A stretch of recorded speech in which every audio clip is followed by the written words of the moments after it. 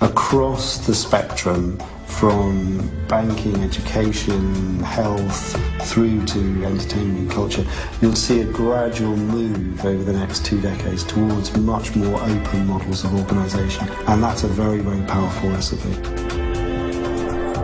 Throughout the 20th century, we created wealth through the vertically integrated corporation. It did everything from soup to nuts. Why does the firm exist? If markets are the best mechanism for determining how goods and resources are allocated, why isn't everybody an independent contractor at every step along the way in production? The answer is collaboration costs. Because the web drops collaboration costs, consumers can now produce. You can be a bank manager. You basically have got control over what you're doing, who you're lending money to, and what interest rate you want to set. I don't think we have a sort of conventional customer-supplier relationship. So it started with us saying to our users, we've been approached by a film company making a documentary. I'll add the press release below. They're looking to interview a lender and hear all about their personal experience at Zopa. Adrian, or Adelos as we know him, responded, said, Amanda has said no, as our house is a mess at the moment. I just pinged off an email asking if filming could be in another location, we'll let you know. So he then says, I've spoken to film company this evening, made my demands for red and green M&Ms only. That was the first thing I asked for, and for tea to be made with milk from the male yak. We're different, and we've captured the imagination, and consumers like us. And banks would love it if their consumers like them.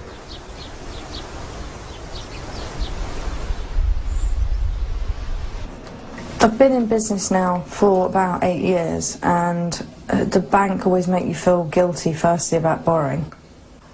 And then all the pomp and ceremony that has to go with it with regards to the paperwork and, you know, declaring your soul, really. These are the people that have lent me the money. They've all lent me in denominations of 10s, 20s, 30s, £40. Weird that I know how old they are. And then Mr. Lender, who's 70, he's putting £20 of his pension. It's bizarre where they live. But I guess that's the whole point of it, isn't it? It's to, you know, to bring you closer to your community and to the people that are helping you. Basically, my part-time hobby is as a mobile DJ. We do all types of venues, parties. In purely pragmatic terms, financially, we need the bigger lenders more than we need the smaller lenders. But we also need a sense of community. And therefore, anyone who wants to invest the time and energy in that sense of community is fantastic. Yeah, basically developing a community and a company around its users. So the actual company is changing all the time to match what the users are wanting and what they're suggesting. We think of customers as only being outside the boundaries of companies. The customer is out there. We do market research. We understand our customers. We push products out to them through traditional mass media. Well, now customers can be brought inside a business web where customers can co-innovate value and can co-create value. This one here, I'm interested in bidding on the second one down. It's again similar to like an eBay style thing. He's wanting to buy £3,000 to buy a car outright, and so he doesn't need to get HP vehicle finance. A Zopa rate of 10% works out roughly at £260 a month, where with a HP the amount is £386 a month.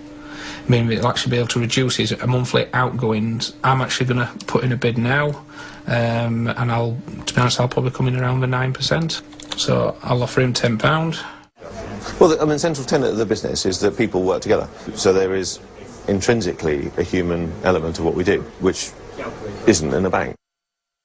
I think where banks have got themselves into trouble is by optimising their returns from consumers and in some ways being seen to charge disproportionate amounts to people who are actually probably the most vulnerable people who can't necessarily afford to pay it.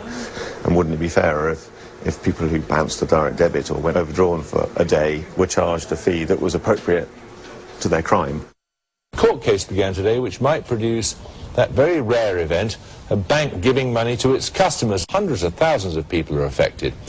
Maybe it's they who bought sufficient copies of a single on the subject for it to burst into the charts yesterday at number 25. I fought the Lloyds and the Lloyds lost. They even paid the interest and the court costs. At first they sent me letters saying, "Dear Sir, madam, get lost." But I fought the Lloyds and the Lloyds lost. Oh.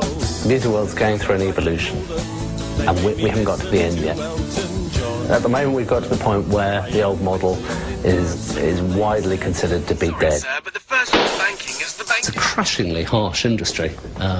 People who do get a record deal, of those, 95% of them typically get dumped after their first album. A large proportion never even get to make an album, even though they have a record deal. And probably 1 in 1,000 end up making a lifetime career out of it. And therefore I figured there had to be a better way of actually discovering music, over and above discovering music, actually producing music. Slice the Pie is a financing engine for the music industry. Our core function is to connect music fans and credible bands and allow the fans to finance a professional production of an album and then share the proceeds with the people who have actually put up the finance.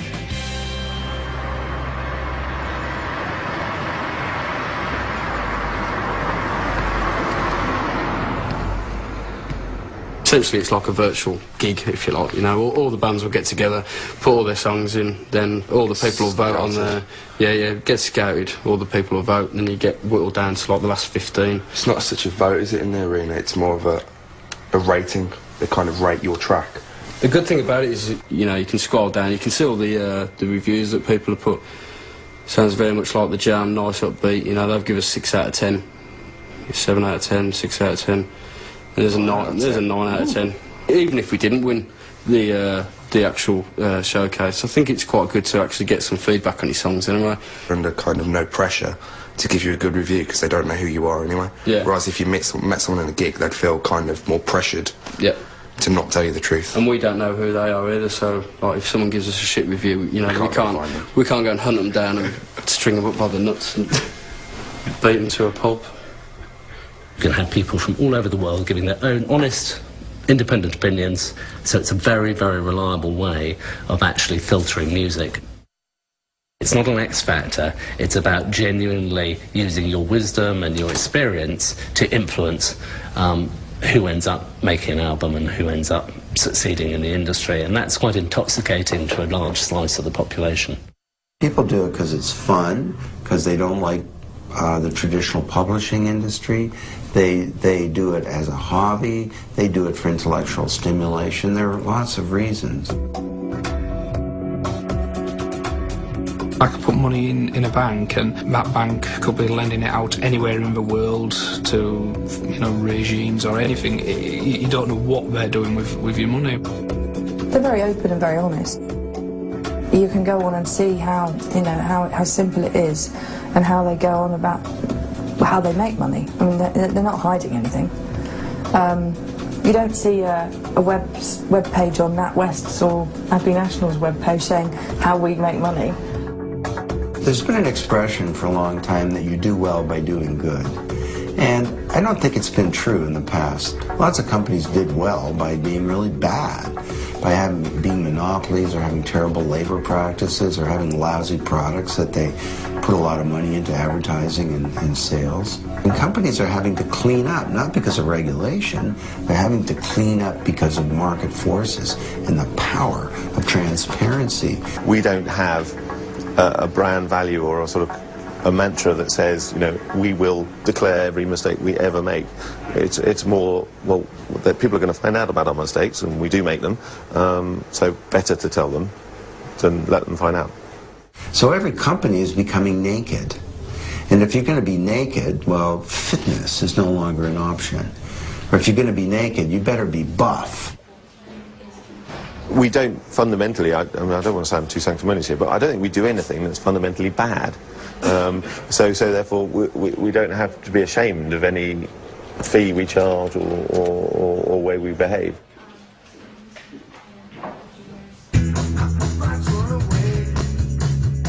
I think before we won this money with Slice of Pie, like we're doing probably like maybe, I'd say like 3 gigs a month for like, for maybe a year. And like for all that hard work to kind of pay off, like it's nice to actually kind of be where we want it to be. We've got a huge fan base.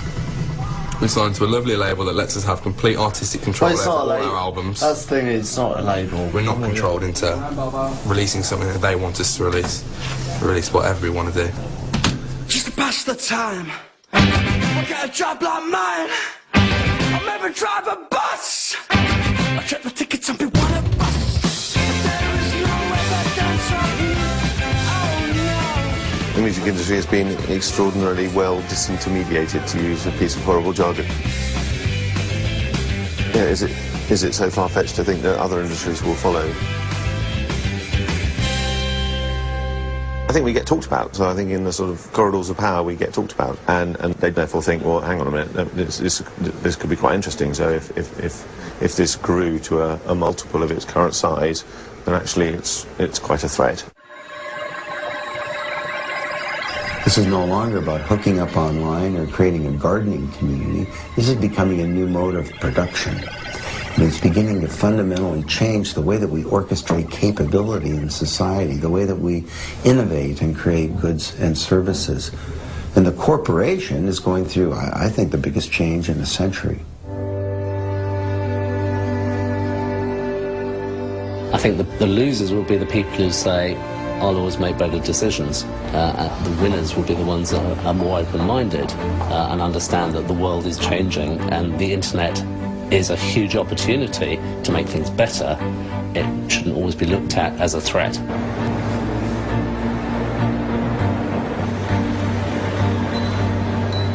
The change in the relationship between customers and companies is mirrored in the relationship between citizens and their governments. If you could actually combine that innate intelligence, millions of different diverse opinions from people who have different perspectives, you would end up with fantastic policies.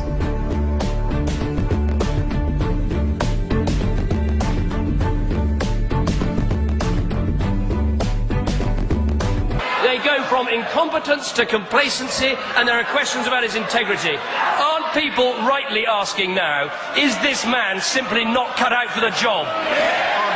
Prime Minister.